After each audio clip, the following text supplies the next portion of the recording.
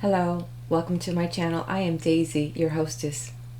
In this video, we're going on through the book titled The Power of Your Subconscious Mind by Dr. Joseph Murphy.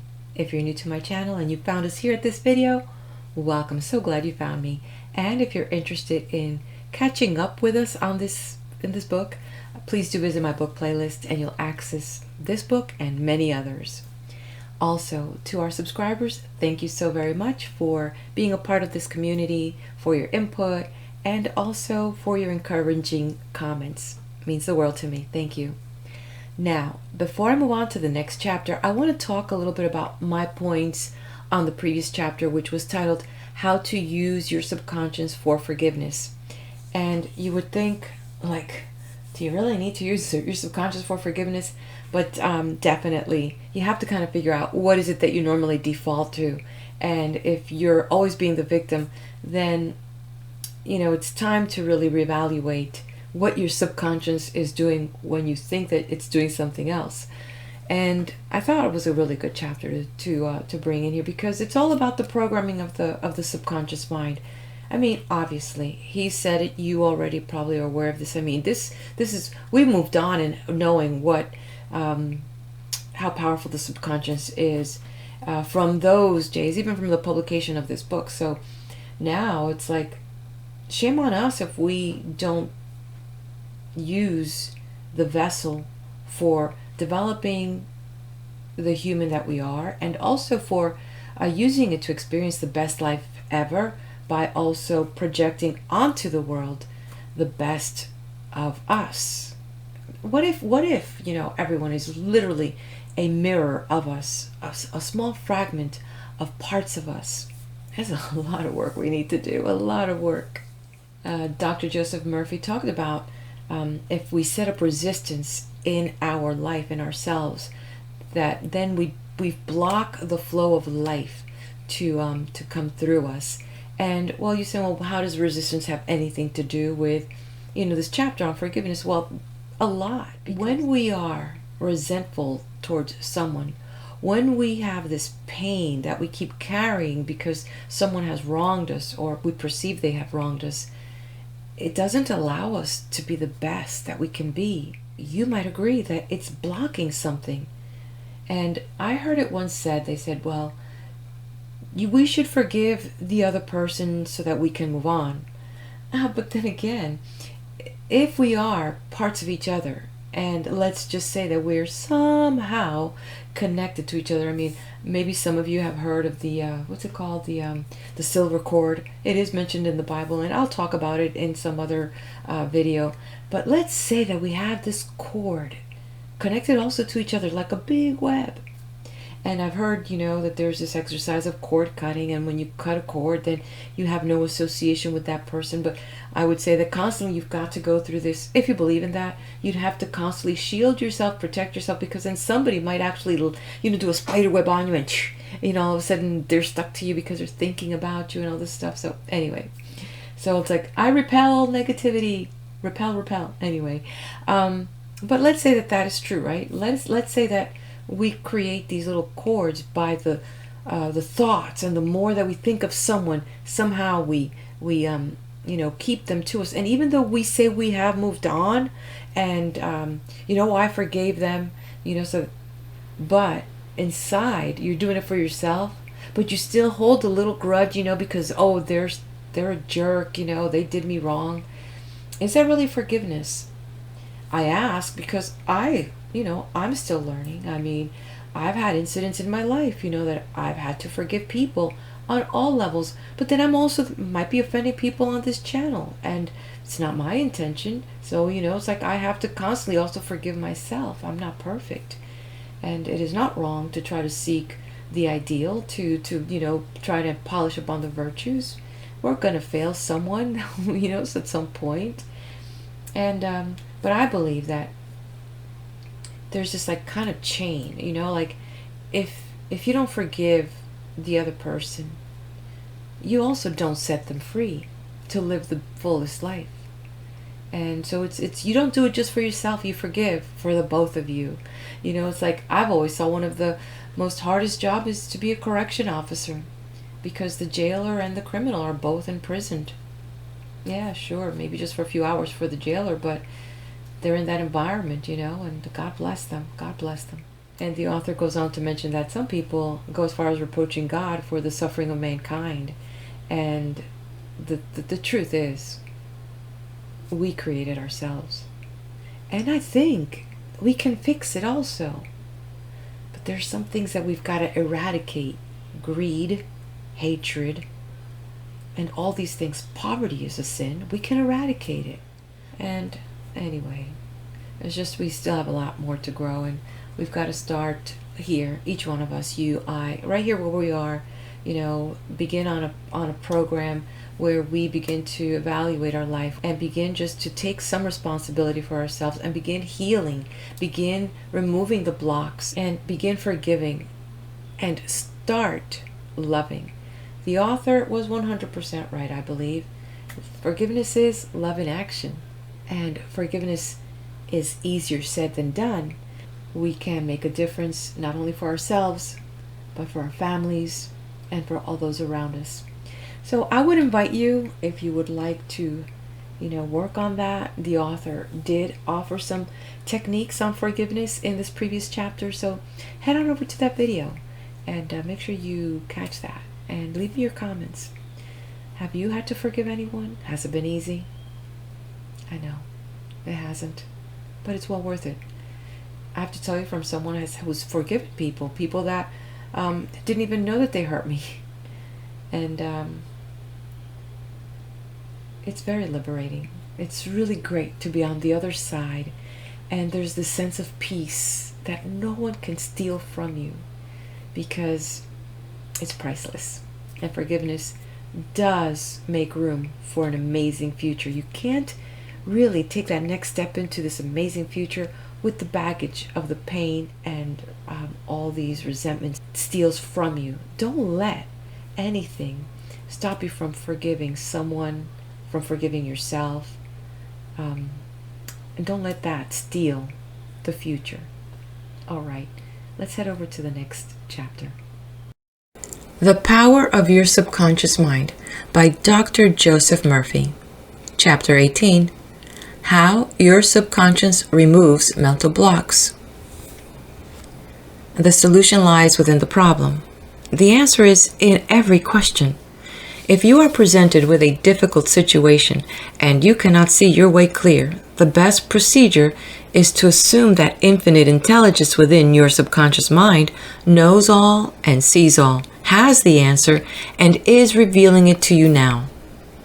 Your new mental attitude that the creative intelligence is bringing about a happy solution will enable you to find the answer.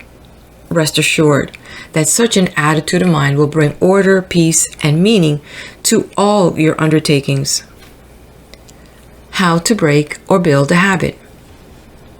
You are a creature of habit. Habit is the function of your subconscious mind. You learn to swim, ride a bicycle, dance, and drive a car by consciously doing these things over and over again until they establish tracks in your subconscious mind. Then, the automatic habit action of your subconscious mind took over. This is sometimes called second nature, which is a reaction of your subconscious mind to your thinking and acting. You are free to choose a good habit or a bad habit. If you repeat a negative thought or act over a period of time, you will be under the compulsion of a habit. The law of your subconscious is compulsion. How he broke a bad habit. Mr. Jones said to me, "An uncontrollable urge to drink seizes me, and I remain drunk for 2 weeks at a time. I can't give up this terrible habit." Time and time again, these experiences had occurred to this unfortunate man. He had grown into the habit of drinking to excess. Although he had started drinking of his own initiative, he also began to realize that he could change the habit and establish a new one. He said that while through his willpower he was able to suppress his desires temporarily, his continued efforts to suppress the many urges only made matters worse. His repeated failures convinced him that he was hopeless and powerless to control his urge or obsession. This idea of being powerless operated as a powerful suggestion to his subconscious mind and aggravated his weakness, making his life a succession of failures. I taught him to harmonize the functions of the conscious and subconscious mind. When these two cooperate, the idea or desire implanted in the subconscious mind is realized. His reasoning mind agreed that if the old habit, path, or track had carried him into trouble, he could consciously form a new path to freedom, sobriety, and peace of mind. He knew that his destructive habit was automatic, but since it was acquired through his conscious choice, he realized that if he had been conditioned negatively, he also could be conditioned positively. As a result, he ceased thinking of the fact that he was powerless to overcome the habit. Moreover, he understood clearly that there was no obstacle to his healing other than his own thought. Therefore, there was no occasion for great mental effort or mental coercion. The power of his mental picture. This man acquired a practice of relaxing his body and getting into a relaxed, drowsy, meditative state. Then he filled his mind with the picture of the desired end, knowing his subconscious mind could bring it about the easiest way. He imagined his daughter congratulating him on his freedom and saying to him, "Daddy, it's wonderful to have you home." He had lost his family through drink. He was not allowed to visit them, and his wife would not speak to him. Regularly, systematically, he used to sit down and meditate in the way outlined. When his attention wandered, he made it a habit to immediately recall the mental picture of his daughter with her smile and the scene of his home enlivened by her cheerful voice. All this brought about a reconditioning of his mind. It was a gradual process. He kept it up. He persevered, knowing that sooner or later he would establish a new habit pattern in his subconscious mind. I told him that he could liken his conscious mind to a camera, that his subconscious mind was the sensitive plate on which he registered and impressed the picture. This made a profound impression on him, and his whole aim was to firmly impress the picture on his mind and develop it there. Films are developed in the dark. Likewise, mental pictures are developed in the dark room of the subconscious mind. Focused attention. Realizing that his conscious mind was simply a camera, he used no effort. There was no mental struggle. He quietly adjusted his thoughts and focused his attention on the scene before him until he gradually became identified with the picture. He became absorbed in the mental atmosphere, repeating the mental movie frequently. There was no room for doubt that a healing would follow. When there was any temptation to drink, he would switch his imagination from any reveries of drinking bouts to the feeling of being at home with his family. He was successful because he confidently expected to experience the picture he was developing in his mind. Today, he is president of a multi-million-dollar concern and is radiantly happy. He said a jinx was following him. Mr. Block said that he had been making an annual income of $20,000, but for the past 3 months, all doors seemed to jam tightly. He brought clients up to the point where they were about to sign on the dotted line, and then at the 11th hour, the door closed. He added that perhaps a jinx was following him.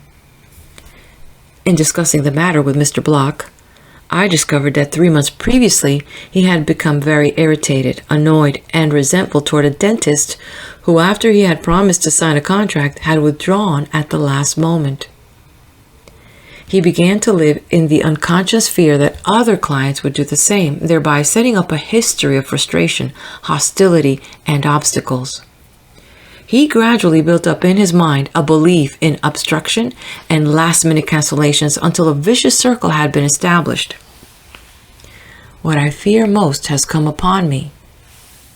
Mr. Block realized that the trouble was in his own mind and that it was essential to change his mental attitude. His run of so-called misfortune was broken in the following way. I realize I am one with the infinite intelligence of my subconscious mind, which knows no obstacle, difficulty or delay. I live in the joyous expectancy of the best. My deeper mind responds to my thoughts. I know that the work of the infinite power of my subconscious cannot be hindered. Infinite intelligence always finishes successfully whatever it begins. Creative wisdom works through me, bringing all my plans and purposes to completion. Whatever I start, I bring to a successful conclusion. My aim in life is to give wonderful service, and all those whom I contact are blessed by what I have to offer. All my work comes to full fruition in divine order. He repeated this prayer every morning before going to call on his customers, and he also prayed each night prior to sleep. In a short time, he had established a new habit pattern in his subconscious mind, and he was back in his old accustomed stride as a successful salesman. How much do you want what you want? A young man asked Socrates how he could get wisdom. Socrates replied, "Come with me." He took the lad to a river, pushed the boy's head under the water, held it there until the boy was gasping for air, then relaxed and released his head. When the boy regained his composure, he asked him, "What did you desire most when you were under the water?" "I wanted air," said the boy. Socrates said to him, "When you want wisdom as much as you wanted air when you were immersed in the water, you will receive it." Likewise, when you really have an intense desire to overcome any block in your life, and you come to a clear-cut decision that there is a way out and that is the course you wish to follow, then victory and triumph are assured. If you really want peace of mind and inner calm, you will get it. Regardless of how unjustly you have been treated, or how unfair the boss has been, or what a mean scoundrel someone has proved to be. All this makes no difference to you when you awaken to your mental and spiritual powers. You know what you want, and you will definitely refuse to let the thieves' thoughts of hatred, anger, hostility, and ill will rob you of peace, harmony, health, and happiness. You cease to become upset by people, conditions, news, and events by identifying your thoughts immediately with your aim in life. Your aim is peace, health, inspiration, harmony, and abundance. Feel a river of peace flowing through you now. Your thought is the immaterial and invisible power, and you choose to let it bless, inspire, and give you peace. Why he could not be healed. This is a case history of a married man with 4 children who was supporting and secretly living with another woman during his business trips. He was ill, nervous, irritable, and cantankerous, and he could not sleep without drugs. The doctor's medicine failed to bring down his high blood pressure of over 200. He had pains in numerous organs of his body which doctors could not diagnose or relieve. To make matters worse, he was drinking heavily. The cause of all this was a deep unconscious sense of guilt. He had violated the marriage vows, and this troubled him. The religious creed he was brought up on was deeply lodged in his subconscious mind, and he drank excessively to heal the wound of guilt. Some invalids take morphine and codeine for severe pain. He was taking alcohol for the pain or wound in his mind. It was the old story of adding fuel to the fire. The explanation and the cure. He listened to the explanation of how his mind worked. He faced his problem, looked at it, and gave up his dual role. He knew that his drinking was an unconscious attempt to escape. The hidden cause lodged in his subconscious mind had to be eradicated. Then the healing would follow. He began to impress his subconscious mind 3 or 4 times a day by using the following prayer. My mind is full of peace, poise, balance, and equilibrium. The infinite lies stretched in smiling repose within me. I am not afraid of anything in the past, the present, or the future. The infinite intelligence of my subconscious mind leads, guides, and directs me in all ways. I now meet every situation with faith, poise, calmness, and confidence. I am now completely free from the habit. My mind is full of inner peace, freedom, and joy. I forgive myself. Then I am forgiven. Peace, sobriety, and confidence reign supreme in my mind. He repeated this prayer frequently as outlined, being fully aware of what he was doing and why he was doing it. Knowing what he was doing gave him the necessary faith and confidence. I explained to him that as he spoke these statements out loud, slowly, lovingly, and meaningfully, they would gradually sink down into his subconscious mind. Like seeds, they would grow after their kind. These truths, on which he concentrated, went in through his eyes, his ears heard the sound, and the healing vibrations of these words reached his subconscious mind and obliterated all the negative mental patterns which caused all the trouble. Light dispels darkness. The constructive thought destroys the negative thought. He became a transformed man within a month. Refusing to admit it. If you are an alcoholic or drug addict, admit it. Do not dodge the issue. Many people remain alcoholics because they refuse to admit it. Your disease is an instability and inner fear. You are refusing to face life, and so you try to escape your responsibilities through the bottle. As an alcoholic, you have no free will, although you think you have, and you may even boast about your willpower. If you are a habitual drunkard and say bravely, "I will not touch any more," you have no power to make this assertion come true because you do not know where to locate the power. You are living in a psychological prison of your own making, and you are bound by your beliefs, opinions, training, and environmental influences. Like most people, you are a creature of habit. You are conditioned to react the way you do. Building in the idea of freedom. You can build the idea of freedom and peace of mind into your mentality so that it reaches your subconscious depths. The latter, being all-powerful, will free you from all desire for alcohol. Then, you will have the new understanding of how your mind works, and you can truly back up your statement and prove the truth to yourself. 51% healed. If you have a keen desire to free yourself from any destructive habit, you are 51% healed already. When you have a greater desire to give up that bad habit than to continue it, you will not experience too much difficulty in gaining complete freedom.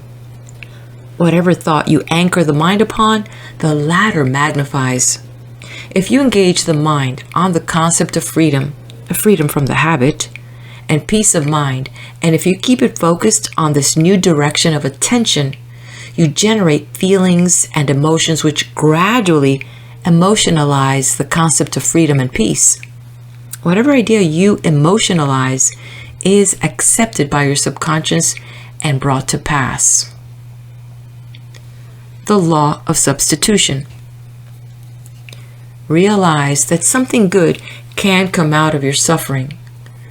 You have not suffered in vain. However, it is foolish to continue to suffer. If you continue as an alcoholic, it will bring about mental and physical deterioration and decay. Realize that the power in your subconscious is backing you up. Even though you may be seized with melancholia, you should begin to imagine the joy of freedom that is in store for you. This is the law of substitution. Your imagination took you to the bottle. Let it take you now to freedom and peace of mind. You will suffer a little bit, but it is for a constructive purpose. You will bear it like a mother in the pangs of childbirth, and you will, likewise, bring forth a child of the mind. Your subconscious will give birth to sobriety. Cause of alcoholism. The real cause of alcoholism is negative and destructive thinking. For as a man thinketh, so is he. The alcoholic has a deep sense of inferiority, inadequacy, defeat, and frustration, usually accompanied by a deep inner hostility. He has countless alibis as to his reason for drinking, but the sole reason is in his thought life. 3 magic steps. The first step. Get still, quiet the wheels of the mind, enter into a sleepy, drowsy state. In this relaxed, peaceful, receptive state, you are preparing for the second step. The second step. Take a brief phrase, which can readily be graven on the memory, and repeat it over and over as a lullaby. Use the phrase, sobriety and peace of mind are mine now, and I give thanks. To prevent the mind from wandering, repeat it aloud or sketch its pronunciation with the lips and tongue as you say it mentally. This helps its entry into the subconscious mind. Do this for 5 minutes or more. You will find a deep emotional response. The third step. Just before going to sleep, practice what John von Goethe, a German author, used to do. Imagine a friend, a loved one in front of you. Your eyes are closed, you are relaxed and at peace. The loved one or friend is subjectively present and is saying to you, "Congratulations." You see the smile, you hear the voice, you mentally touch the hand. It is all real and vivid. The word congratulations implies complete freedom. Hear it over and over again until you get the subconscious reaction which satisfies. Keep on keeping on. When fear knocks at the door of your mind, or when worry, anxiety, and doubt cross your mind, behold your vision, your goal. Think of the infinite power within your subconscious mind, which you can generate by your thinking and imagining, and this will give you confidence, power, and courage. Keep on, persevere until the day breaks and the shadows flee away. Review your thought power. 1. The solution lies within the problem. The answer is in every question. Infinite intelligence responds to you as you call upon it with faith and confidence. 2. Habit is the function of your subconscious mind. There is no greater evidence of the marvelous power of your subconscious than the force and sway habit holds in your life. You are a creature of habit. 3. You form habit patterns in your subconscious mind by repeating a thought and act over and over again until it establishes tracks in the subconscious mind and becomes automatic, such as swimming, dancing, typing, walking, driving your car, etc. 4. You have freedom to choose. You can choose a good habit or a bad habit. Prayer is a good habit. 5. Whatever mental picture backed by faith you behold in your subconscious mind, your subconscious mind will bring it to pass. 6. The only obstacle to your success and achievement is your own thought or mental image. 7. When your attention wanders, bring it back to the contemplation of your good or goal. Make a habit of this. This is called disciplining the mind. 8. Your conscious mind is the camera, and your subconscious mind is the sensitive plate on which you register or impress the picture. 9. The only jinx that follows anyone is a fear thought repeated over and over in the mind. Break the jinx by knowing that whatever you start, you will bring to a conclusion in divine order. Picture the happy ending and sustain it with confidence. 10. To form a new habit, You must be convinced that it is desirable. When your desire to give up the bad habit is greater than your desire to continue, you are 51% healed already. 11. The statements of others cannot hurt you except through your own thoughts and mental participation. Identify yourself with your aim, which is peace, harmony, and joy. You are the only thinker in your universe. 12. Excessive drinking is an unconscious desire to escape. The cause of alcoholism is negative and destructive thinking.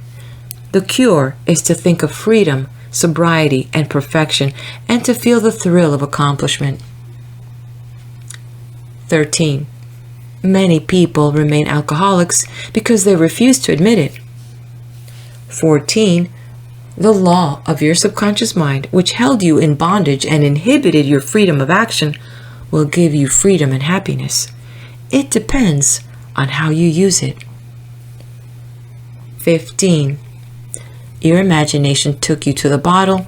Let it take you to freedom by imagining you are free. 16. The real cause of alcoholism is negative and destructive thinking. As a man thinketh in his heart, subconscious mind, so is he. 17. When fear knocks at the door of your mind, let faith in God and all things good open the door. End of chapter. Like, share, and subscribe. Let's head over to the next video as we continue on with the book titled The Power of Your Subconscious Mind by Dr. Joseph Murphy.